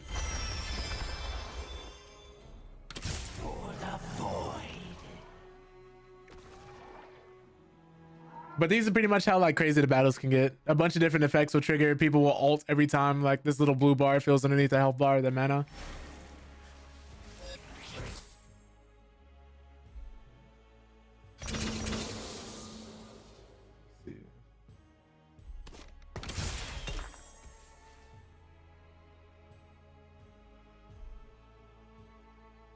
I guess we'll just put this on him for now. Finally, 2-starred him.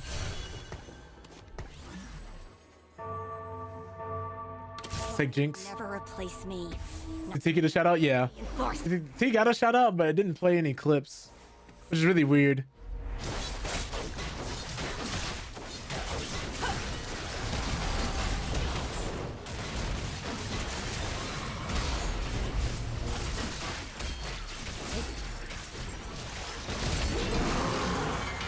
Okay. Had you in cuffs.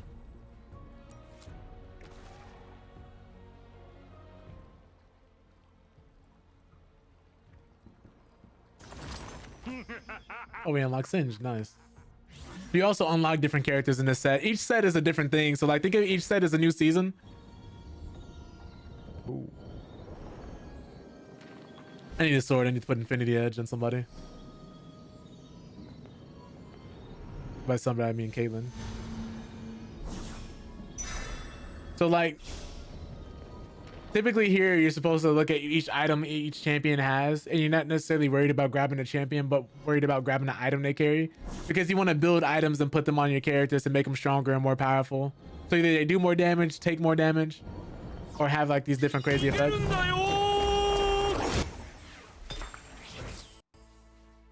Mix, mix, swirl, mix.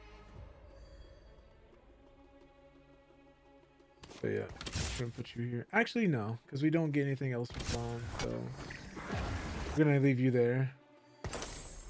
And then in the end, we'll put that on Caitlyn.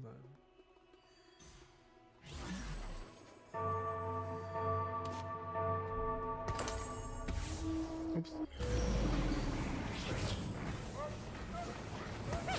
Normally you're not supposed to divvy up items like this, but I'm making a bad habit of doing that this time around. I think this person's going full Void, so I shouldn't worry about 3-starring anybody from Void. Oh no, don't kill Kog'Maw. Okay, okay. That's fine, that's fine, that's fine.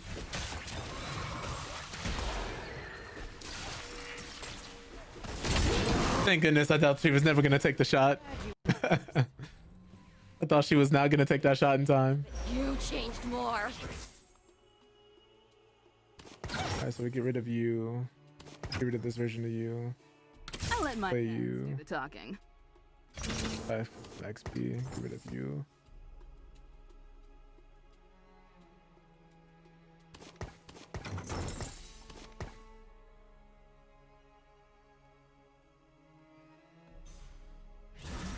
Yeah, I'm trying to do something here. Like sometimes you're gonna have games like this where you can't really get anything going.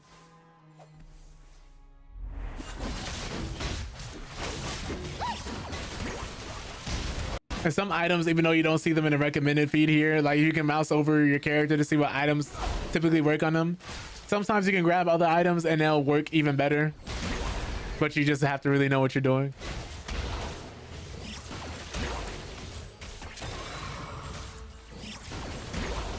Oh my god, that killed Caitlyn. No. Okay, Mundo just has to survive. Mundo just has to survive. That wasn't gonna happen. Unfortunate. We want her on that side. I'm gonna go on this side. Singed? Oh, me big fan. Ate all your books. Okay, cool.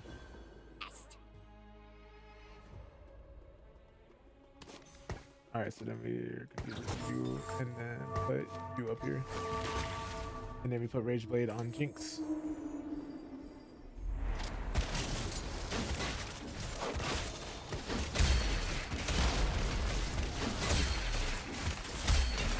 You also have to make a lot of decisions really quickly. I'll show them! I've just got a knack for ruining things. Piltover's finest. Sister, grifter, topside shifter, Avoids that. traitor.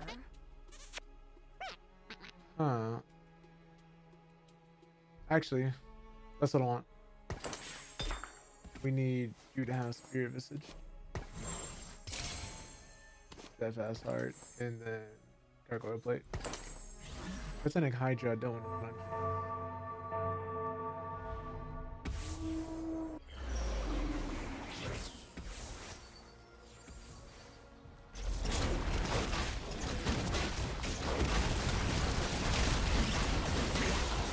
Oh god.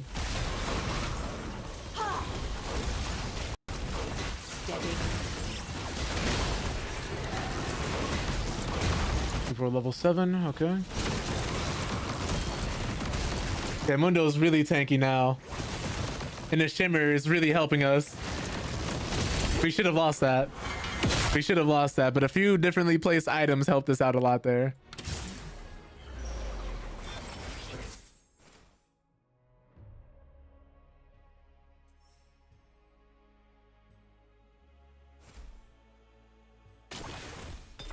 Need these. Oh, thank God. Definitely putting Giant Slayer on you. I want to put Bloodthirster and Titanic Hydra on V just to see what happens. Cho'Gath, we're getting rid of you. I'm sorry, but you gotta go. Tarek will take you. Cosmos. Let's crank me up here, you, and put you down, and then put you on the field. Actually, no. I'm gonna put Echo down. That was not the right move.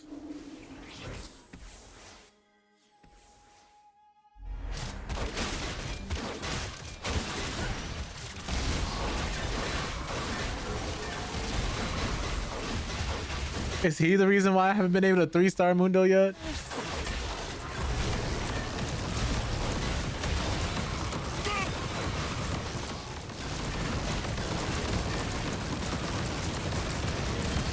Oh my god. Get shot. No damage though. No damage though.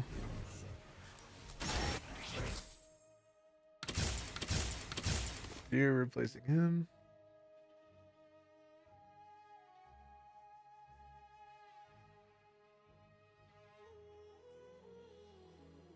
Let me try this instead.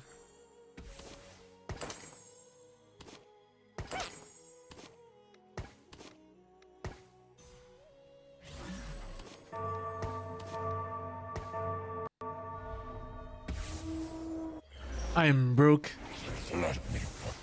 Shut up! Is Warwick talking to her? That's kind of funny. This might help more, yeah. Oh. Please shoot the man in front of you. No. I think I need to get rid of Caitlyn. Replace her with someone else. Or either that or get a different item on her. I need her to shoot faster. So we'll get a sword. We'll get a sword. We'll get a sword. I just need a sword. Please don't take the sword. Oh, thank goodness. Gotta get there, gotta get there, gotta get there, gotta get there. Because if we can get her to cast quicker, she can do more damage. Because I don't want to absolutely get rid of her, but if I couldn't get an item for her, I needed to get somebody who could capitalize on something else. And that's the hard part about this, not knowing if you're pivoting too much or not enough, or if there's something else you need. That's going on you. You can go. Don't think I'll be needing Vayne. I'll keep Targ just in case.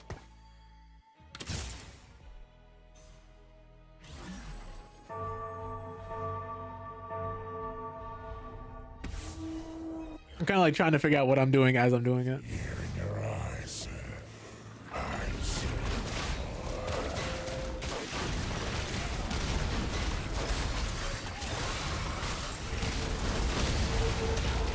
There we go. Singe is just running around being a menace. That Kog'Maw should be gone, yeah.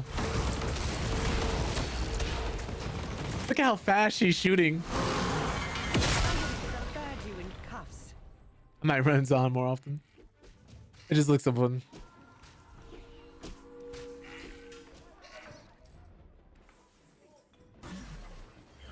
Okay. The heart of Piltover is its people.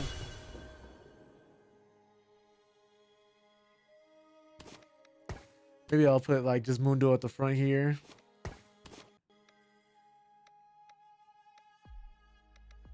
Put everybody behind him.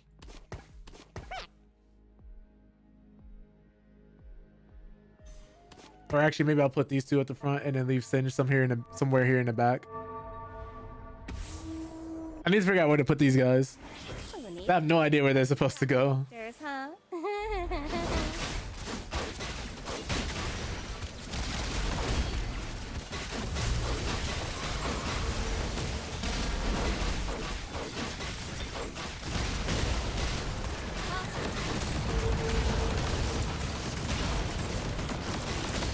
Okay, Oriana's gone, so no more stuns. Oh, thank goodness. The reason I put these two on either side of the corner is so they can focus on different sides.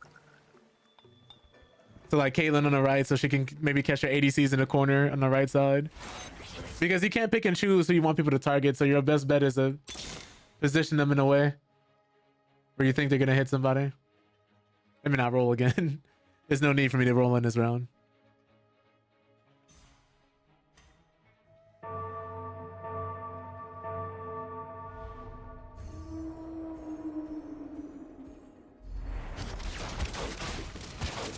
I haven't seen these types of enemies before.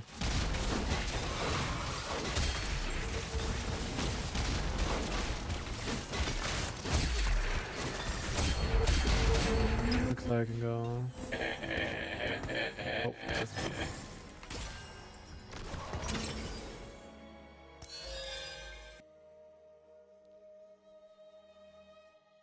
What does the bull in the tier do?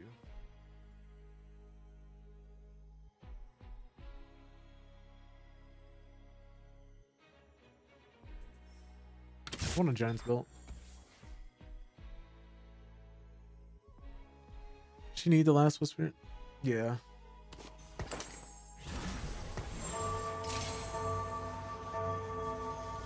Elven Shroud for some. Yeah, I want him to Sunder as well.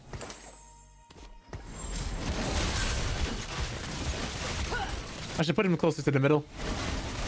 We don't mind a raid and like I'm overstimulated. Gotta get the emotions back in check. No, I fully understand that, T. You definitely don't have to explain that to me. Definitely feel free to lie down and get some rest, please. Come on, Mundo. Come on, Mundo. Come on, Mundo. Yes. Jesus, he's level 9? What level is everybody else? Seeing a lot of 7s. Let's investigate. I don't know if we've 2-starred him.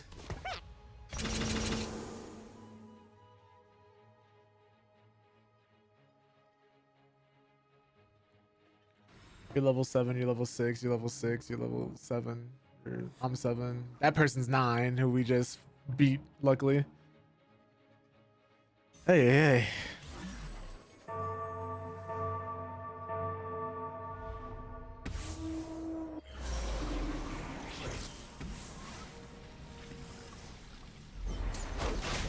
Huh.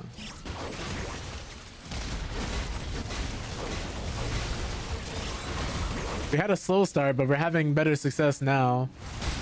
Or more success now, I should say.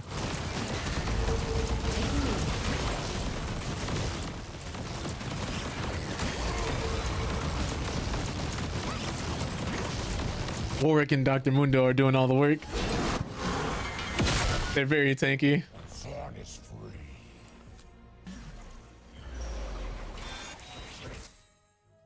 I'm gonna show him. What I'm gonna do... Do that. I'll leave you 2 on the sides here.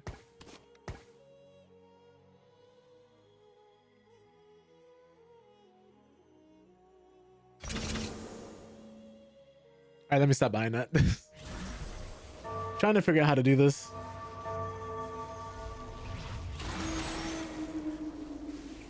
Dibs on the hat. Another Dr. Mundo.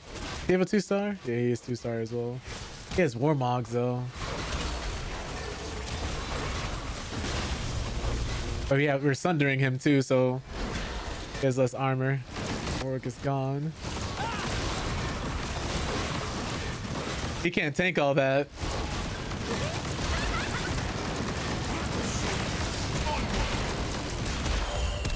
Jesus. Oh no.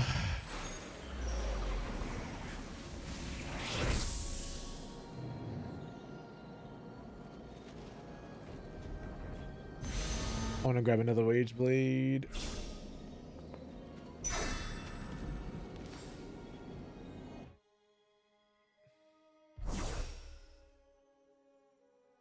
Who do I want to put this on?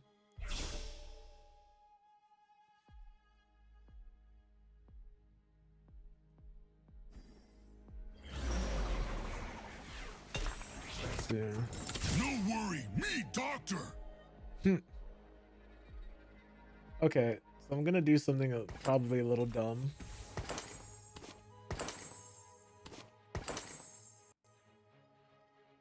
I'm gonna put the last whisper on.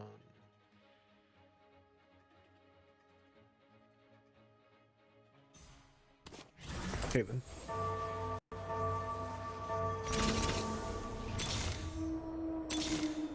Put a dent in him. Oh god, who are we fighting?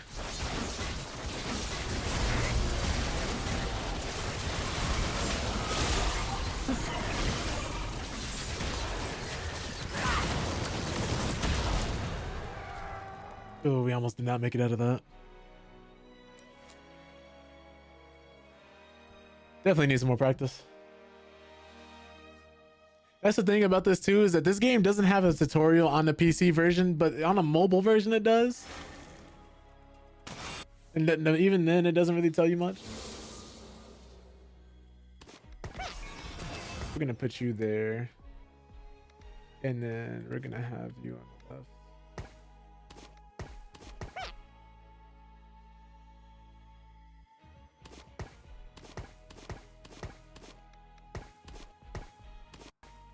If we can survive this, we can make it to the next round and get some items and maybe do something there. Otherwise, we're kind of dead here. The goal is to get top 4 though. In this game, like even if you're playing ranked, as long as you rank top 4, you actually don't lose LP. You gain bonus points, like rank points.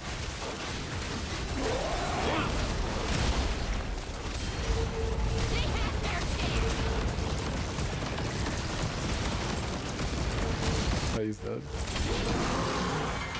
Okay, we survived. Wield the abyss. We made it in the top 4, which means it's a win. You know, you don't have to win the game, but you just have to make top 4.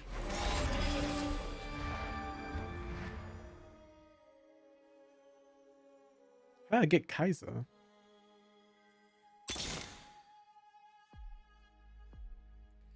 Get into this inch. Swirl mix.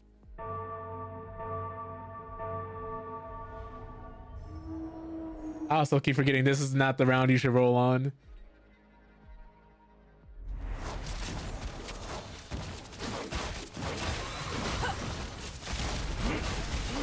Pretty sure this dragon is going to die.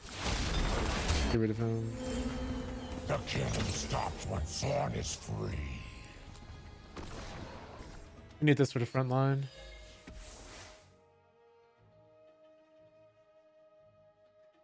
Let's get a spirit message for him. Garen, we don't need him.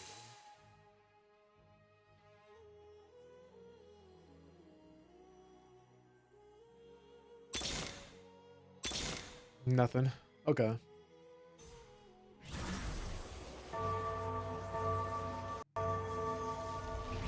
The thing too is I think what is it? You get passive income and more income based on streaks.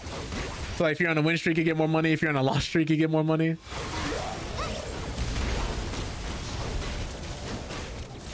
And then you have interest, like let's say you save 30 gold or 20 gold or 10. You start getting a certain amount just based off of interest alone. This is crazy to just hear. It's like a machine gun going off constantly.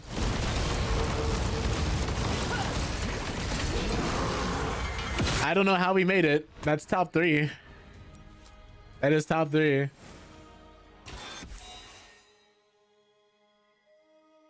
Fiddlesticks. I will take it.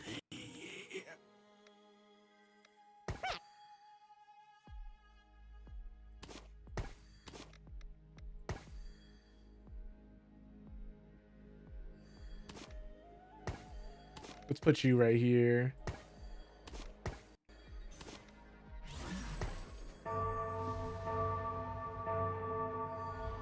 We're gonna try, man. We're trying something here. Scared of a little revolution, Caitlin?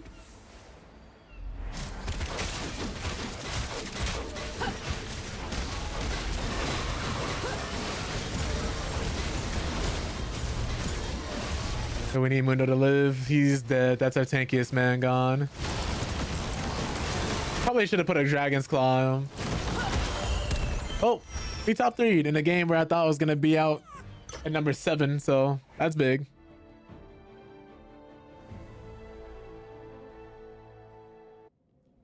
That is big. What did they have? They had, oh my god, 4 3-star champions? The strongest your character can be.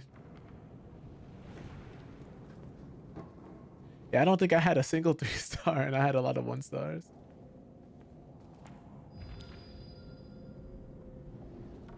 Oh well.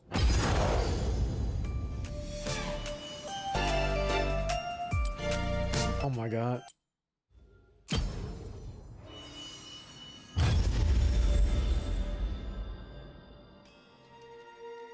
Here's open. You also have all these different characters in different arenas you can get and customize. This is very nice. Oh my god.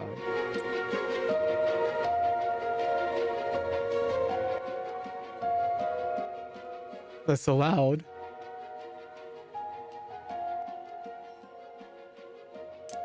There we go. No, I wasn't able to select done. Oh, thank goodness. I don't know what it is. Maybe it's just me. I do not like listening to the League login music all the time. Yeah, it definitely gets annoying after a while. Like, I don't know if you guys are if you guys like had this experience where you played like an old MMO or a game that had its own separate launcher, and it would come in playing the same music every time you booted up the launcher, and not every launcher had the option to even turn the music off. Is it cold in here? Or is it just me? Game 5, random 1 cost to fight the Howling Abyss. Oh, and also for those who don't know, every time you boot into a game of TFT, this start every time is different. Sometimes it'll be some big cool effect. Sometimes it'll be something that has no impact on the game. But this is big. Oh, okay. I guess we're starting with Sona. So we have potentially quite a few different things we could pivot into and just use.